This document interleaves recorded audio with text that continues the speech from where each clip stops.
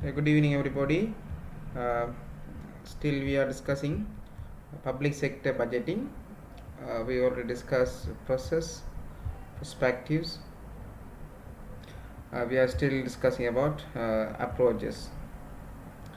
And this set of slides presentation is about budget classification, presentation, and programming. And we have already done these three parts. Budget classification we have already done, presentation also has already done. Today we talk about the programs, right? Programs.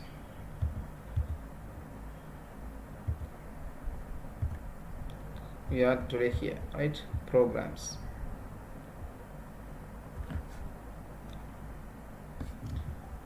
We will discuss these slides.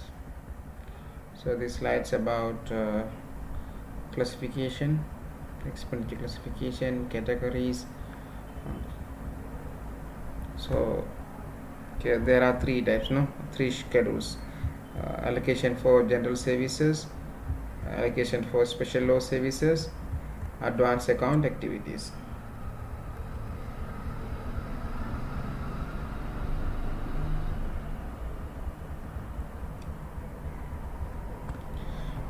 Keep it in mind here the major headings. There are three categories of budget estimation. So here there are number of heads, n number of heads. Each number of heads, for example, Ministry of Irrigation or Ministry of Water Supply, Ministry of Education. So these ministries are coming under head. For example, Ministry of Water Supply, it's coming under head. Office of the President, head number 1, 001. So each head there are number of there are two programs. Program 1 for operational activities and program 2 for development activities.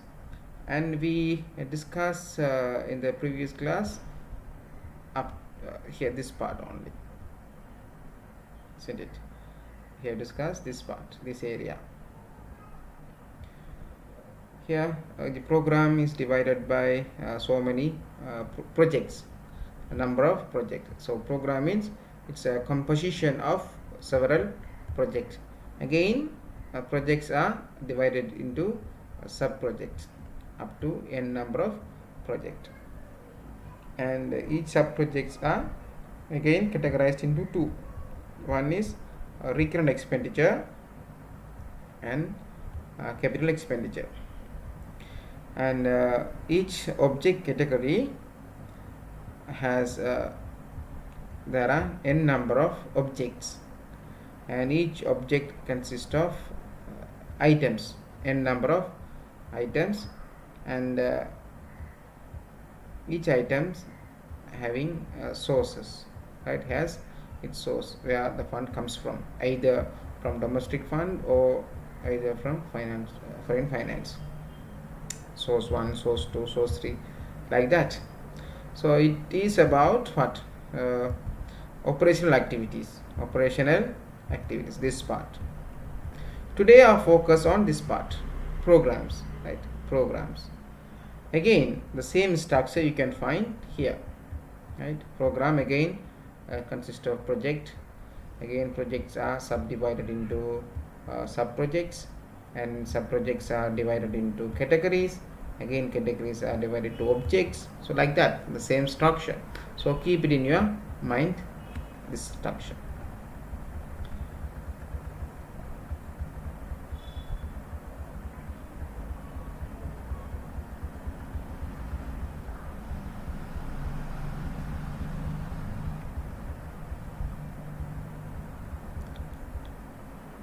Right, now let us start on the planning of expenditure.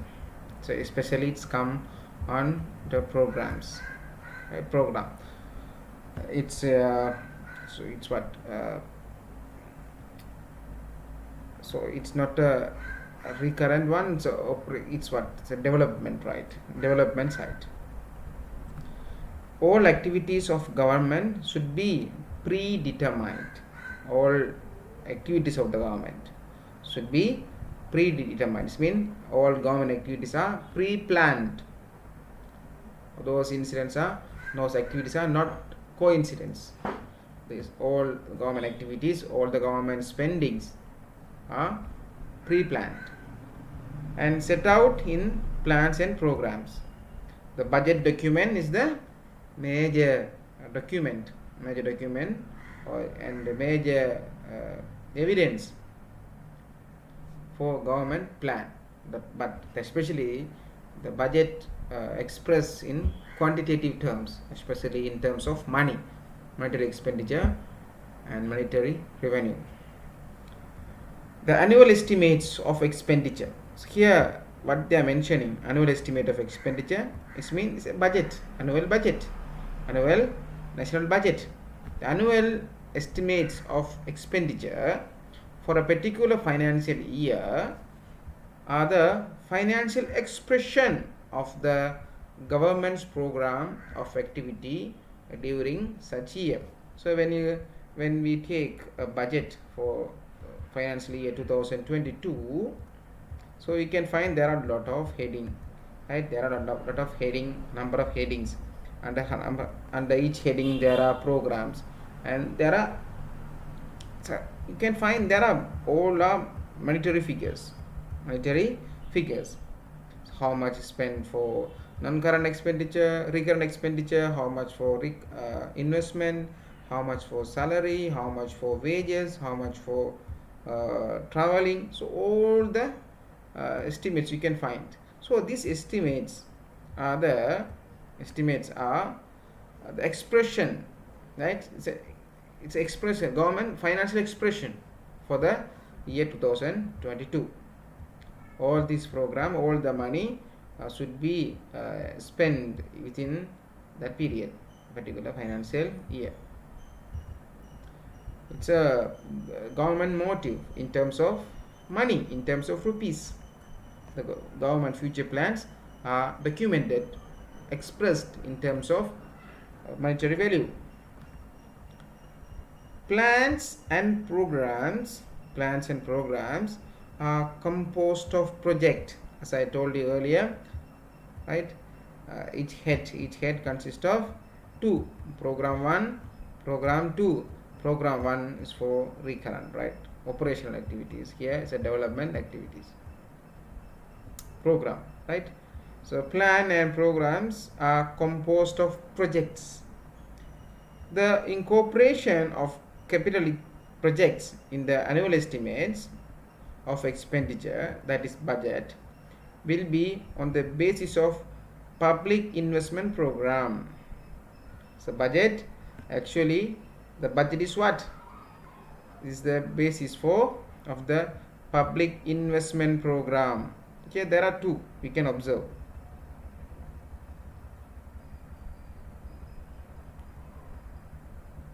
Here, this is what? Operational activities. We already discussed this part. Here now we are discussing program. Here, development activities. Development activities mean what? Is for long term projects, long term programs. Here there are several projects. For example, dam development project, or road development project, Mahavali development project. So there are number of projects. So these projects are coming under program 2, development activities. So this kind of activities are totally different from operational program. Operational activities, normally it's normally happening day by day, day to day. But the program 2, every year budgets come up with new programs and development activities. Here, central highway project. Government may decide to develop, government may decide to construct a new water project, irrigation project, or agriculture project. So that is different, development activities.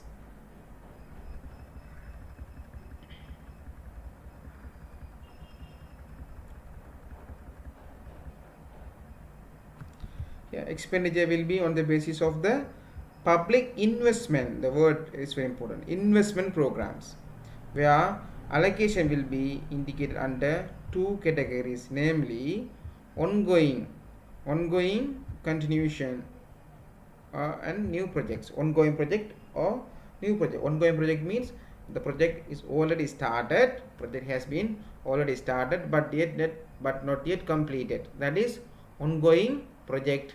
And new project means the proposals.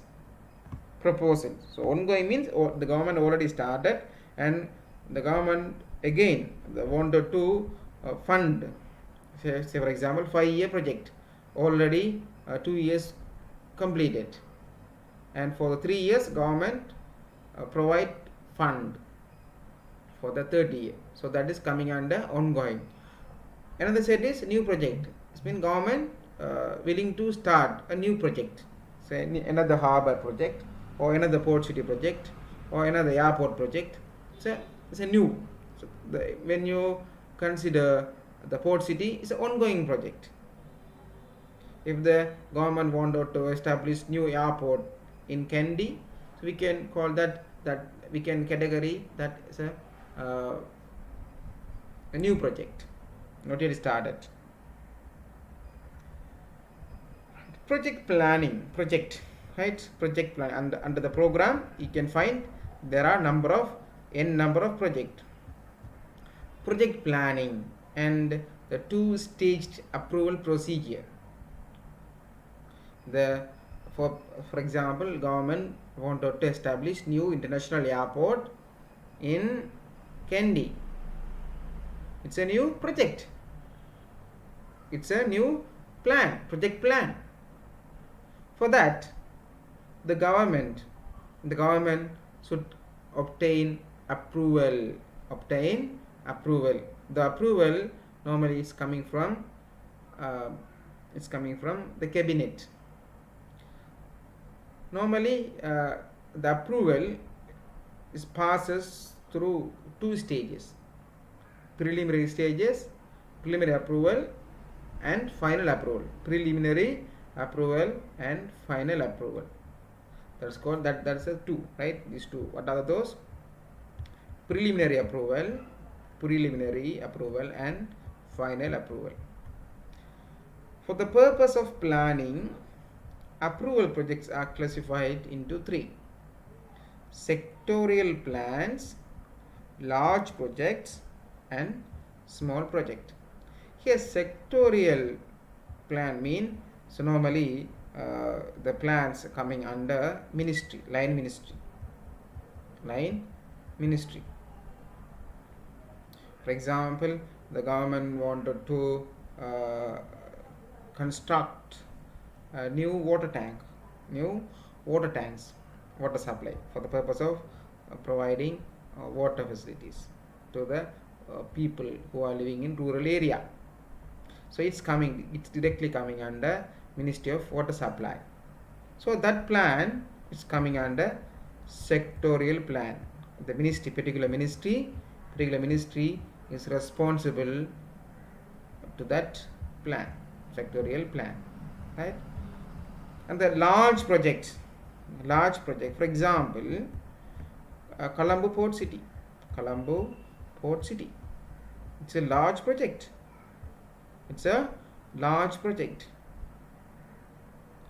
Government directly involved in the projects. And small project, you may find that, for example, our university going to construct a small building, right? It's a small project. So how we define a large project and small project? There is a criteria. If the initial estimate up to 10 million, we call it small project. Above 10 million we call them as a large project. So sectorial plans, the projects are initiated by the particular ministry. So these are the classification of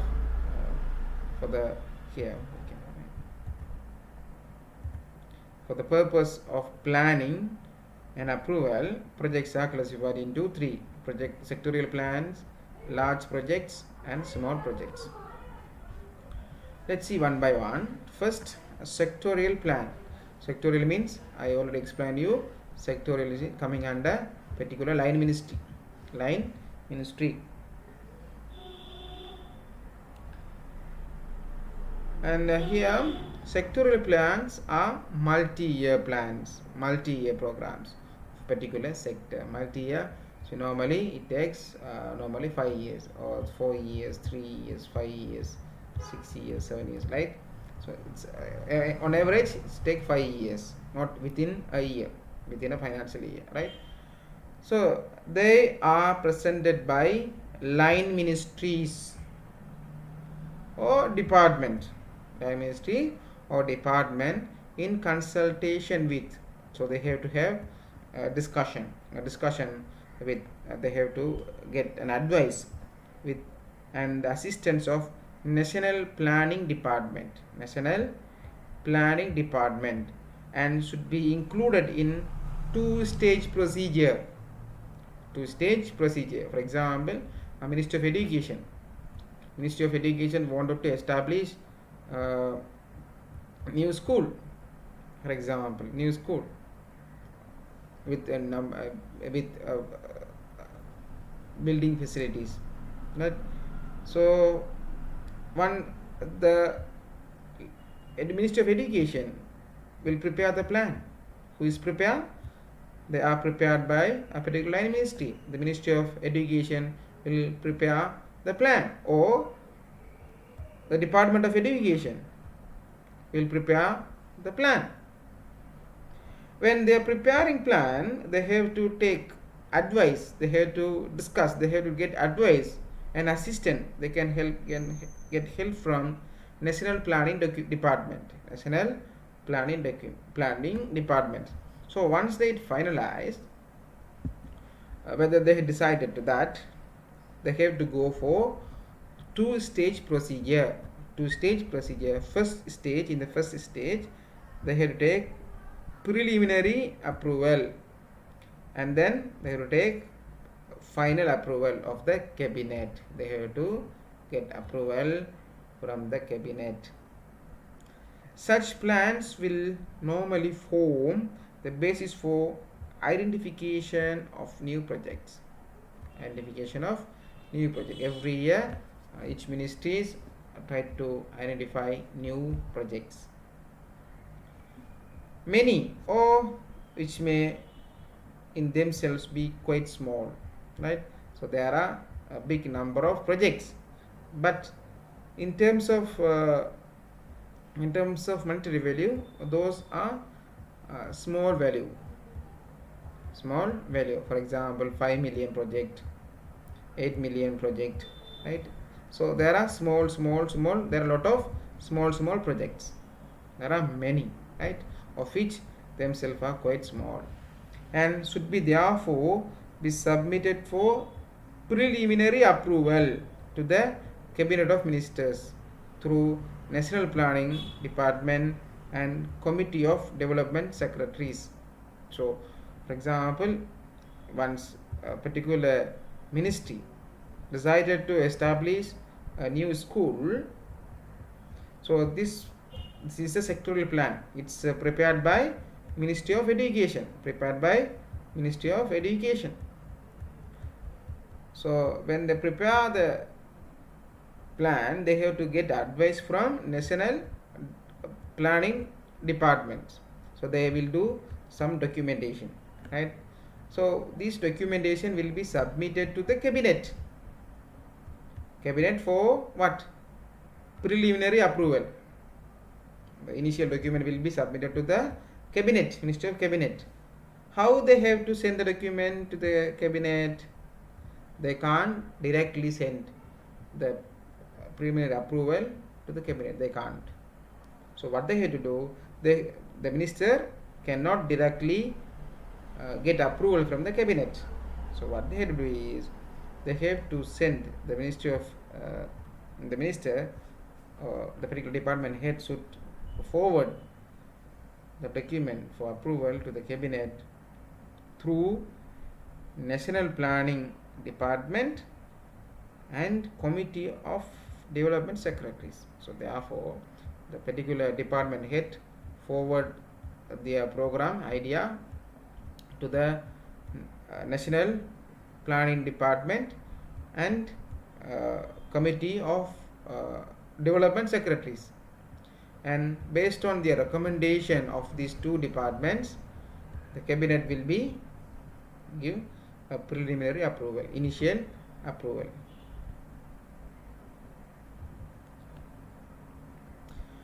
So that is for sectoral plans. Sectoral plans coming under the each ministries. But now let us discuss the large projects. How we can define large projects? 10 million threshold. A large project is the initial cost of which is not less than 10 million. Not less than 10 million, and the recurrent annual operation and maintenance cost exceed 500,000. Such projects should pass through a full two-stage procedure.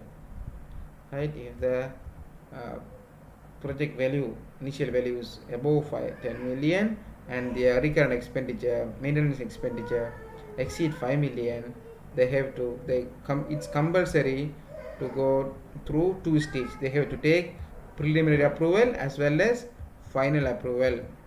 However, in case of large projects which are part of sectorial plan or program and have received preliminary approval of the cabinet during the last 5 years, such project will be accepted as having received preliminary approval. It's a large project.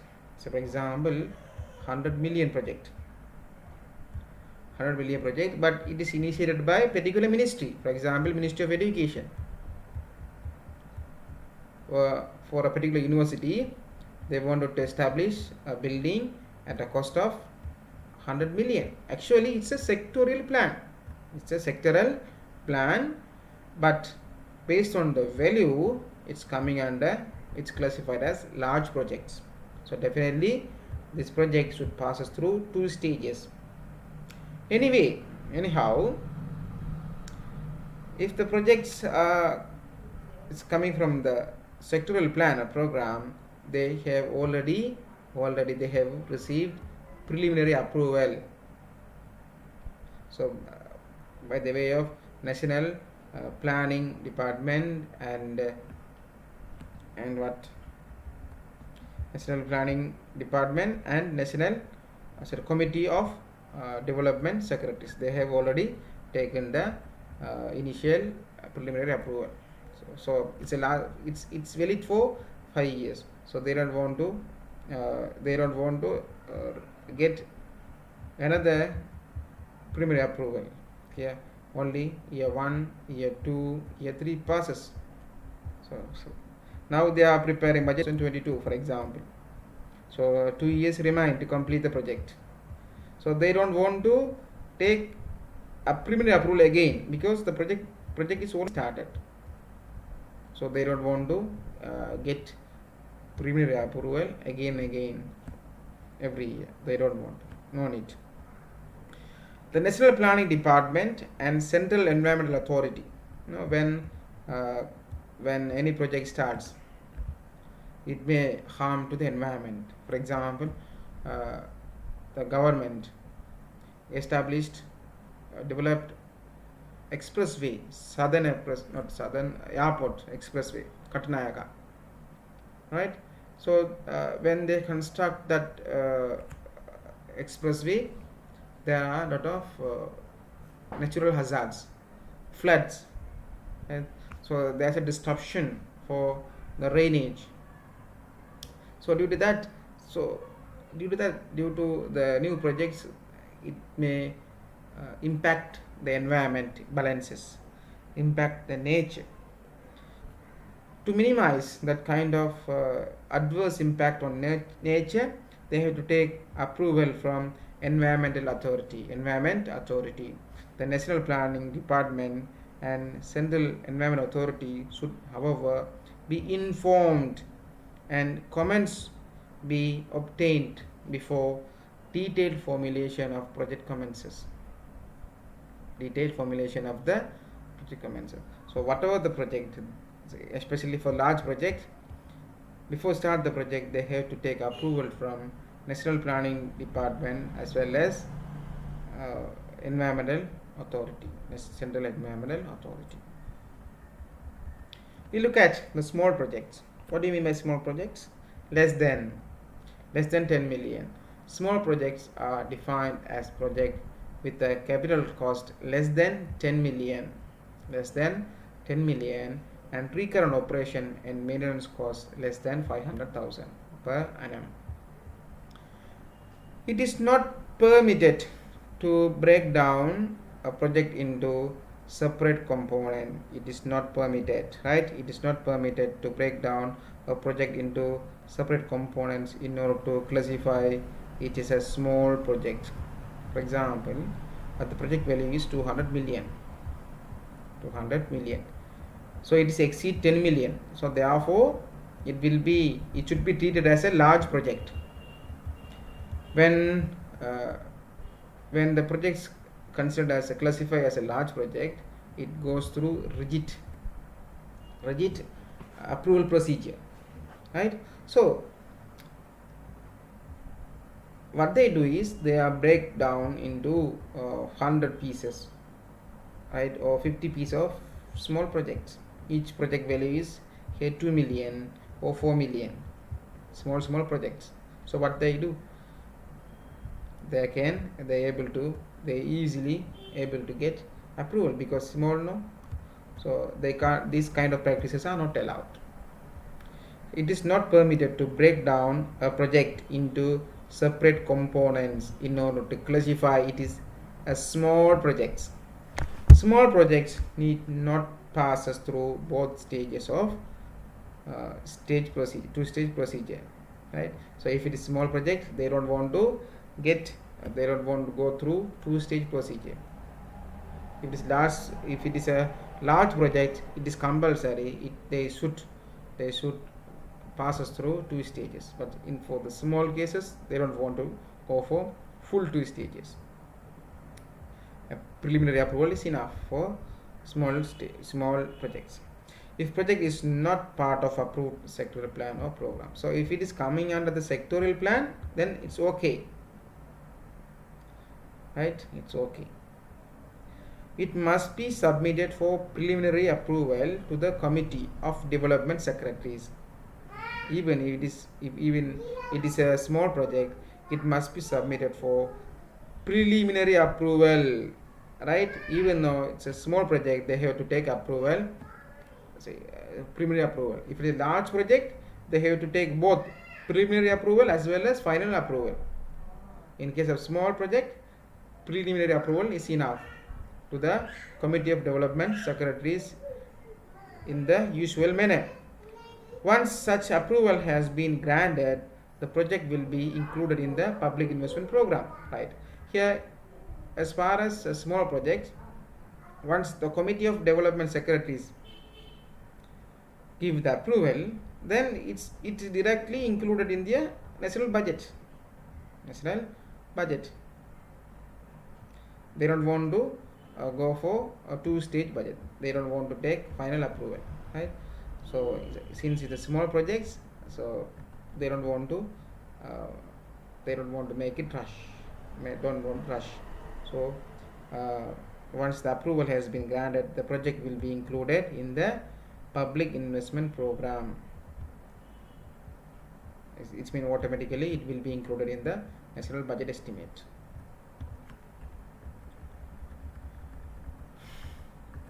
Now let's see stages of project planning. Stages. It is common. Either it can be a sectorial plan, or it may be in the small plan or large plan. So there are stages of project planning. So project planning should pass us through the following stages. First, program identification or project identification. Sometimes we call it and need analysis. Need analysis. They have to confirm that they have to have the ministry, a particular ministry or the government should recognize there is a need for developing new project. Say government may initiate a project to construct a highway. For example, Oliville to Oliville University to Kandy. They may set up an expressway. Right? So in that way, they have to make some identification. Preliminary appraisal. Right? Once they have identified the project, they have to do some preliminary appraisal. Preliminary as well. So it's a basic appraisal. Sometimes we call it feasibility study. Once they appraised, once they done the preliminary appraisal and they have taken a positive feedback, positive result, they can go for preliminary approval. So approval in principle. So they have to inform to the cabinet, and they will take the preliminary approval. So it means they have to inform. So this kind of projects are going to start in soon. So there's a need. So we have done all the appraisal. So we are seeking a kind of approval. So once they have obtained the approval, preliminary approval, they have to make preparation for to commence the project. Preparation, and then they have to do a full appraisal. So they have to do 360-degree view appraisal, right? They have to consider all the positive and negative impact on that project. And once they complete the final full approval and those full appraisal, those appraisal will be forwarded to the cabinet, and the cabinet will give them a final approval. So final round approval.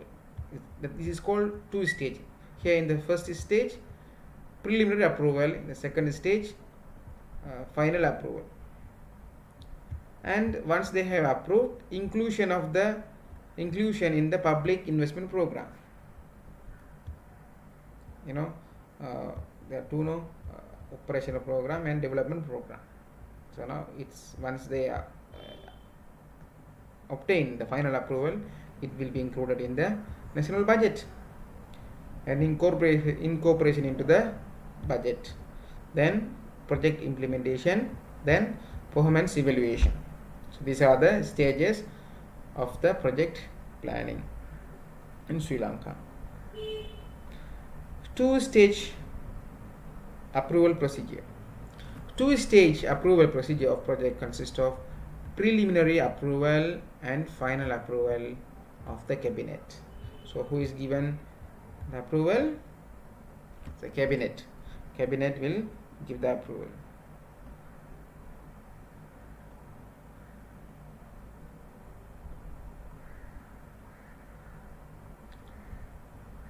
Right. So we'll discuss little detail about two-stage approval process. The relevant department or public institution, say university, right?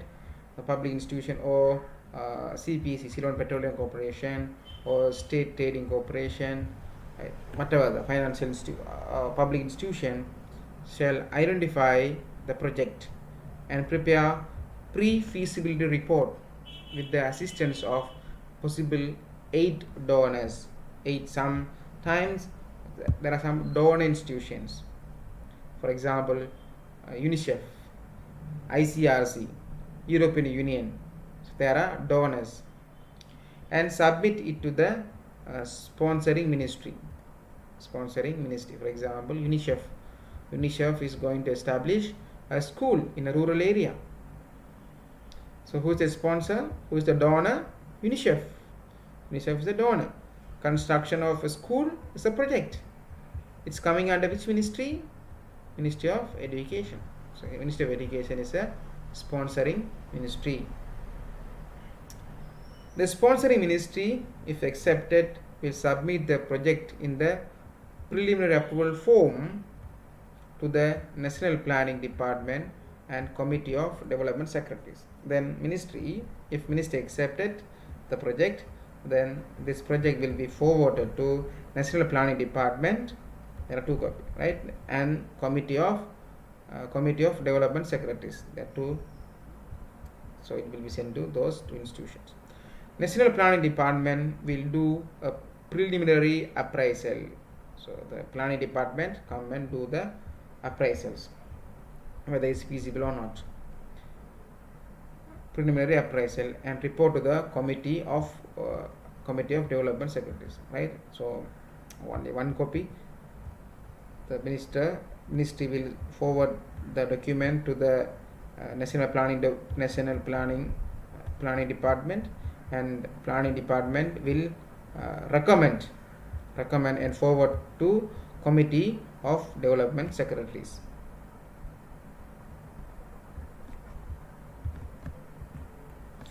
Committee of Development Secretaries, if necessary, in consultation with other ministries, recommends the project to the cabinet for preliminary approval. So once the Committee of Development Secretary accept the proposal, then it will be forwarded to the cabinet to get the preliminary approval.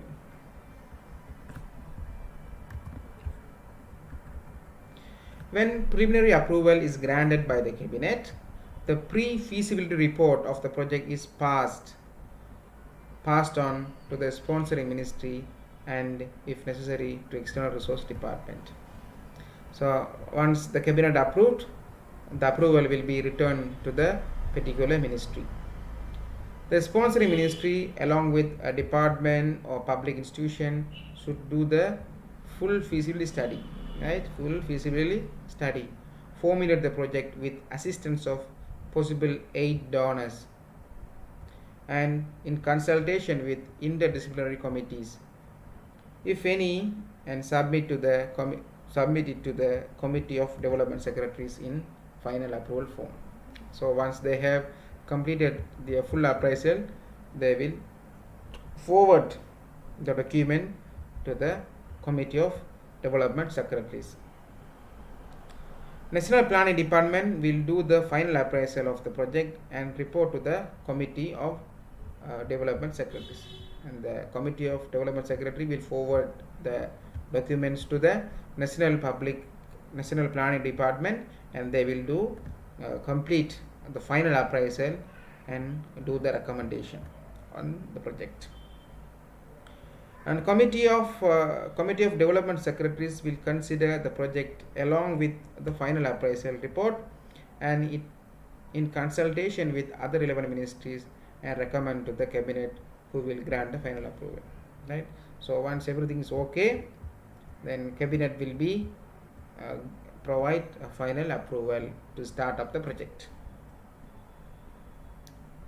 right? Not start up the project, to initiate the project. So that is the two-stage planning process. Now we'll discuss about the planning unit. So you can find a planning unit in each DS office, divisional secretariat. So that is a planning unit at DS level, and you may find the planning unit at Kacheri. It means at district level and provincial level. Likewise, there is a planning unit in each and every ministry. Each and every ministry consists of planning unit to make plan in their in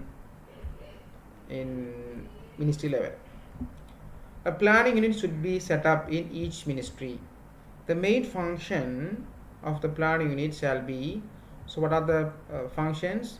First, preparation, revision, and implementation of long and medium term sectorial plans, the setting of objectives and strategies, coordination with National Planning Department and Sectorial Planning, right? So they do the documentation to be submitted to the National Planning Department. Identification and preparation of new projects within the framework of sectorial plan. Sectorial mean at a particular ministry, land ministry, and the economic appraisal and environmental assessment. So they have to have an appraisal with regard to economic, whether the project is economically feasible, and environmental assessment, whether does it harm to the environment. The best example is what? Here you may find Mattala Airport. So it has a big adverse impact on the environment, and Oroville Harbour project, it also is severely impact on the environment, severely adversely affect the environment, coastal areas especially. So consideration of all type of economic policies and their social implication within the framework of sectorial plans and objectives, including prices, subsidies, transfer payments. Consideration of social impact of sectorial plan and projects on local populations. So when the government establishes a new road network, so there will be impact on the society who live in that area. So they have to make some kind of adjustment. What are the treatment? What are the settlement? What are the alternative ways? Like that. Coordination with ministry's finance officers on the preparation of budget estimates in line with ministry's long-term and medium-term objectives and target figures in the public investment program, and joint consideration of this estimate with the Department of National Budget.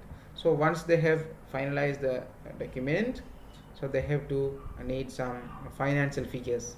So the financial figures, preparation of this financial figure is taken from assistance taken from ministry's finance officers. The finance officers will help them to prepare the amount estimates. So that these estimates will be forwarded to National Budget, Department of National Budget, to be included in the National Budget. Monitoring of projects and plan progress, identification of problems, and initiation of remedial action in event of delays. Coordination with Progress Control Division of the Ministry of Plan Implementation. Coordination of ministry's activities at subnational level, including district and other planning units, and with district level plans. Since adequate data are essential for all form of planning, the creation of sound statistical base is also necessary in liaison with Department of Census and Statistics, so they can get quality data from Department of Census and Statistics. So keeping up to date with international and national development in that sector, including research in Sri Lanka and elsewhere, and advising on its implications. Advising the Secretary on all aspects of sectorial and project planning and economic and social performance. Now let's see programming of expenditure. So all preliminary approval and final approval has been taken, and final estimates also has been prepared. Then how it will be incorporated in their program, right? Development program. Number one, it is responsibility of Chief Accounting Officer. Chief Accounting Officer all the times. Secretary to the minister. Secretary to the ministry, we call them as Chief Accounting Officer. It is responsibility of the Chief Accounting Officer, or in other words we can say Secretary to the ministry. And Accounting Officer means head of the department, to ensure that the fund to be authorized by Parliament, right? So once they have initiated all documents, the responsibility is whom? Allocation of fund in the national budget. The responsibility is to secretary to the minister and head of the department. So they have to ensure that the fund will be allocated in the forthcoming budget. In the estimates is restricted to the program of work that can be achieved during the financial year. So that amount, allocated amount in the budget should be spent within a financial year. Number 2, the programming of implementation plan should normally be done when projects are formulated. In case it should be done before the final year of the expenditure commences. No financial commitment or liability should be incurred until relevant warrant issued. For 2022, they are going to start. So they expect that the estimate will be included in the 2022. So before approve the budget, no works should be started. For example, they are going to start the building project. They have idea that they have some influence with the purpose of getting approval. So with the expectation of getting the approval in the budgets, they start the work. So it is totally wrong. So no financial commitment or liability should be incurred until relevant warrant issued. So Ministry of Finance will include that expenditure in the budget and then issue the warrant to particular expenditure. Before that, no expenditure or no work should be started. No commitment should be there. Feasibility studies regarding recurrent expenditure should be undertaken and expenditure forecasted before budgeting. Targets, output, and objectives of recurrent expenditure should clearly be defined to restrain undue expansion of expenditure. Ways and means of eliminating waste and effecting strict economies should be adopted. Organization should be structured to ensure closer monitoring and accountability. For this purpose, each project and object class may be divided into suitable smaller units of components. When the capital projects are duly approved, the implementing agency should prepare detailed cost estimate indicating the source of financing, where they are going to get money for that project, and also draw up program of implementation indicating the time span. So when they are going to start and when they are going to finish the project. Each project and object class may be broken into items, works, tasks, activities, or any other convenient cost unit to facilitate monitoring, progress control. A suitable technique like network analysis may be used for implementation of the program. A progress or monitoring committee should be set up in each implementing agency to ensure that the output is achieved as programmed. For this purpose, the committee should, among other things, the committee should maintain a detailed breakdown of the project into item of work, task, activities. Record progress according to the predetermined target dates. Attempt to identify constraints relating to material, personnel, employees, organization which may delay progress and take timely remedial action. Finally, the Chief Accounting Officer, Secretary to the Minister, should exercise general supervision over the detailed programming of expenditure and should, whatever the necessary, coordinate the activities of several departments under his control. So that's all about this chapter. And any questions?